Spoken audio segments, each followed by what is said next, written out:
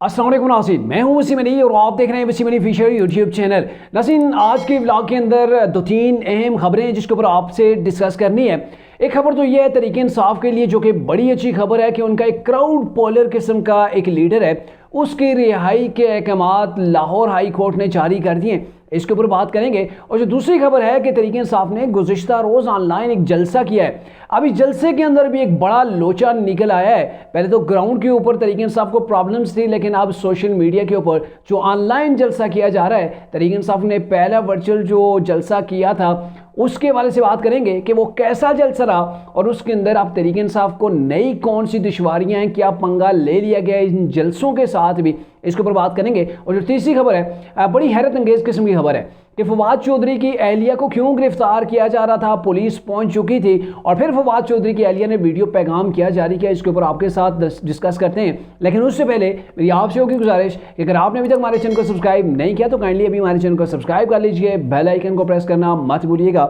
नाज़रीन, पहले बात कर लेते हैं तरीके इंसाफ के अहम रहनुमा के हवाले से कि उनकी रिहाई का हुक्म जारी हो गया। तो बेसिकली ये शेर अफजल मरवत साहब हैं, जिनको तकरीबन तरीके इंसाफ में इमरान खान के बाद बड़े ही कम मुद्दत के अंदर इतनी ज़्यादा पजीराई मिल रही है। और तरीके इंसाफ के लोग अगर शाह महमूद कुरैशी मेरे ख्याल में ग्राउंड के अंदर मौजूद होते तो उनके पीछे इतना लोग न चलते जितना कि अभी शेर अफजल मरवत के पीछे लोग चल रहे हैं। और तरीके इंसाफ के अंदर जो बड़े बड़े सियासतदान हैं वो भी इस चीज़ से परेशान हैं,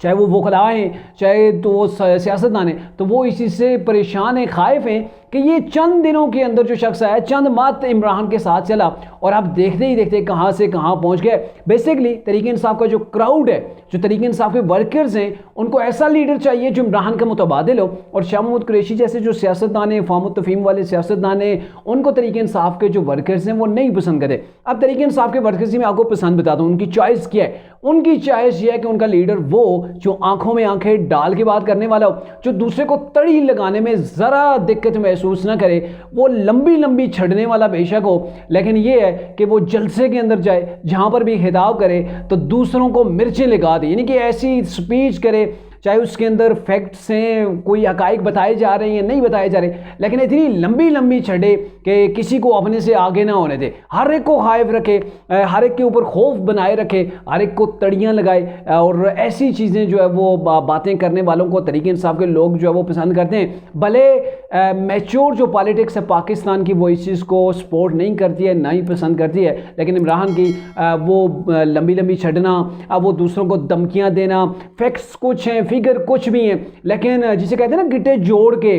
वो कंटेनर के ऊपर जैसे इमरान खड़े होके वो दावे कर देते थे, ऐसा उनको लीडर चाहिए। और उसके अंदर मेरे ख्याल में शेर अफजल मरवत अपना सानी नहीं रखते हैं और आज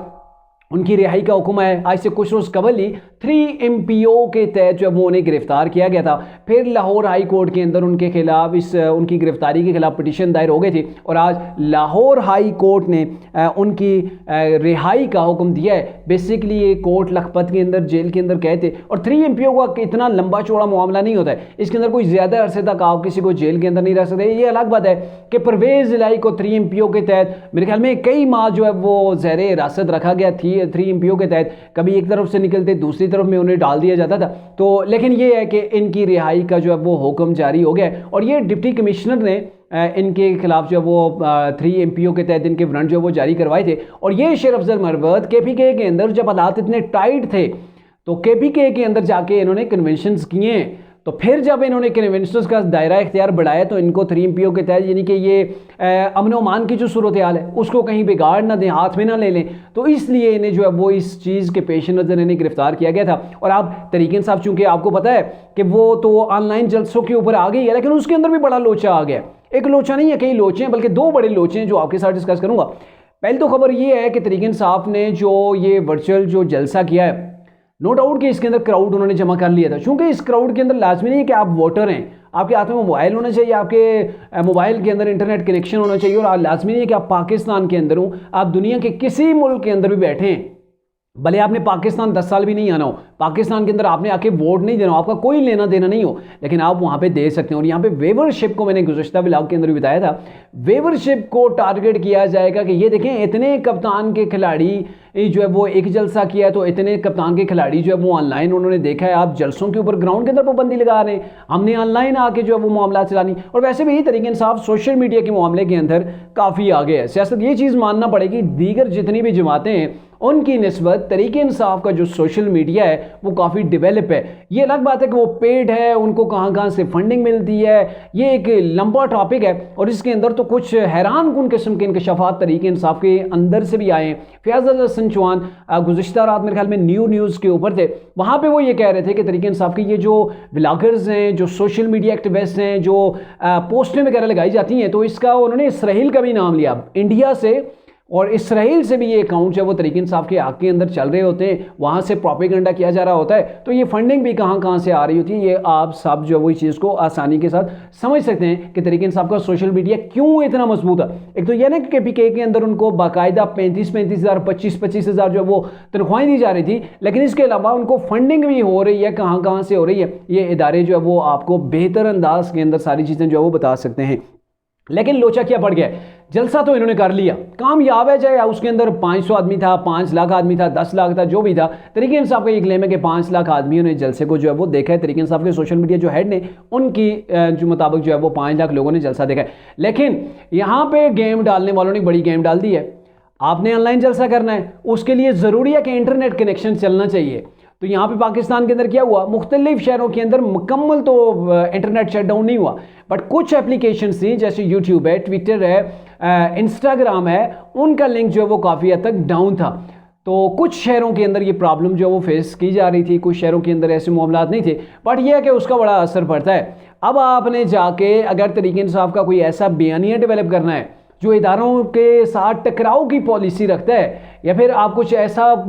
जो वो डेवलप करने की कोशिश कर रहे हैं जो कप्तान का पॉइंट ऑफ व्यू था, तो मेरे ख्याल में फिर आपको इतनी आसानी के साथ इंटरनेट तक एक्सेस या फिर ये सारी चीज़ें आपको नहीं दी जाएंगी। ग्राउंड का ये है ना कि आप ग्राउंड के अंदर जलसे कर रहे थे, लीडर आपके गिरफ्तार हो रहे थे, लेकिन यहाँ पर ये है कि आपने हल तो निकाल लिया, लेकिन आपके पास ये ऑप्शन नहीं है कि आप उनको फैसिलिटेट करें, इंटरनेट का उनको पावरफुल कनेक्शन दें, वो आपकी बात सुन सकें और फिर जो है वो कनेक्शन दायमी हो, ख़त्म होने वाला ना हो। तो तरीके इंसाफ का ये जो नया उन्होंने एक रास्ता निकाला था कि हमने सोशल मीडिया के ऊपर ऑनलाइन जलसे करने हैं, तो ऑनलाइन जलसे भी टारगेट के अंदर आ गए, रेडार के अंदर आ गए। और अगर इसके अंदर कोई गड़बड़ होती है या फिर जैसे तरीके इंसाफ ने अभी इल्ज़ाम लगाना शुरू कर दिए, फ़लाँ जर्नल है, फ़लाँ ने ये जो गेम डाली है, उनके कहने के ऊपर ये नेट कनेक्शन जो है